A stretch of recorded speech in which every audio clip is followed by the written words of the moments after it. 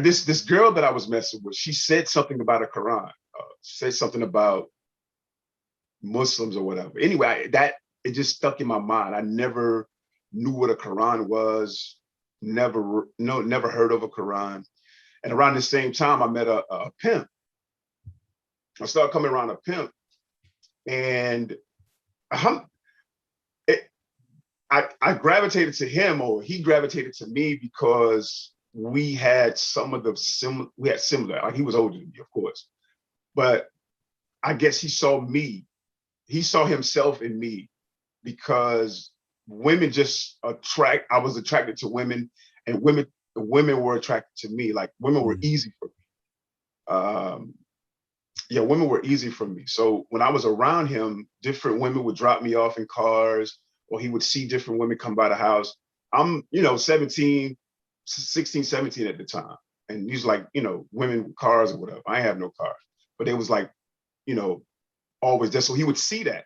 And I remember him saying, I'm going to make a man out of you. And he started to teach me things about women that I didn't know, that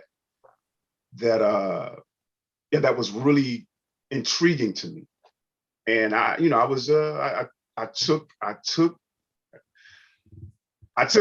it in. I took it all in.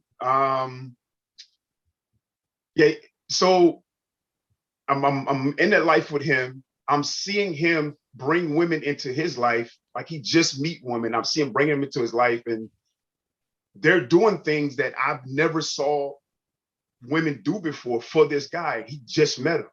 So I was like really interested in what he was talking about. He wasn't just talking to me. He was really giving me game on, on how to deal with women. But at the same time, he had a Quran, and he was a Freemason. If you know anything about Freemasonry, they believe in what I think levels. 30. I don't know if he was a 33rd level, but after the 33rd level or something like that, you get a Quran. Like, it's a part of it. So he had a Quran, and he kept the Quran like wrapped up in a towel, a white towel. And he would take it and he would open it up like really slowly, like it was something precious. And he would say, this book is very powerful, right? So that intrigued me. I was intrigued by that. So we was always, we would get high together. We would smoke weed together.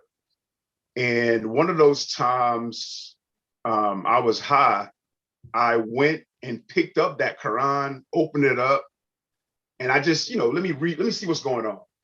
Why is this book so special? So I opened it up. When I was reading the Quran, when I found out that my dad was Muslim. I didn't know that. Like, no I didn't way. know. Yeah, I found out that my dad was Muslim. And he was in the streets, and he had a friend who was from New York who was Muslim. So they would always debate about Quran and, Christianity and Islam. My dad ended up taking his Shahada through his friend. Like, saying, why they were selling drugs. But anyway, he ends up taking Shahada.